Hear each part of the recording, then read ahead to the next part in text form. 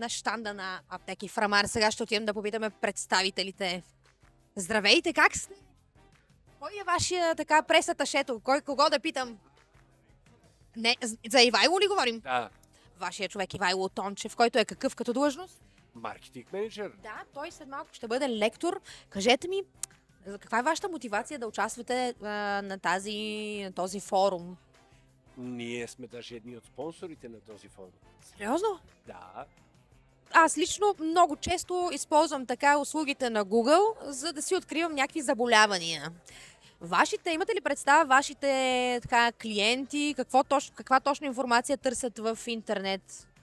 най-различна информация. Ние сме една голяма онлайн платформа по отношение здраве и освен голям справочник на различни медицински заведения, на различни услуги като лекари, професионалисти, също така предлагаме огромен справочник по отношение на всички лекарства. Чела съм го, между другото, наистина, абсолютно сериозно го казвам. Да, радвам се. Даже ми прави впечатление, че вашия сайт, така наистина, разрешили сте коментарите отдолу под листовките на всяко лекарство и страшно много хора коментират отдолу и си дават съвети. Това мога ли да го пия, примерно, с седи кое си и там отдолу? Може, разбира се. Мисля, че се получава някаква дискусия, такова тип БГ мама. Естествено, да. Също така имаме модератори, които отговарят за тези коментари, които могат да предложат и по-професионален отговор.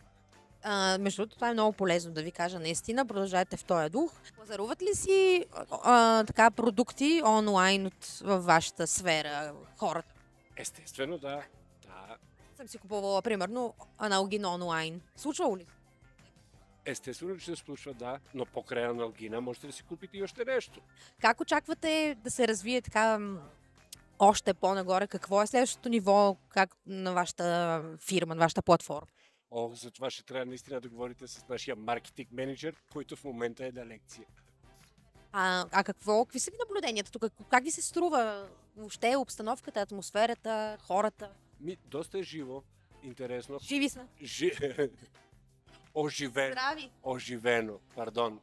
Доста е оживено, има много хора, много голямо посещение и така, хората се радват.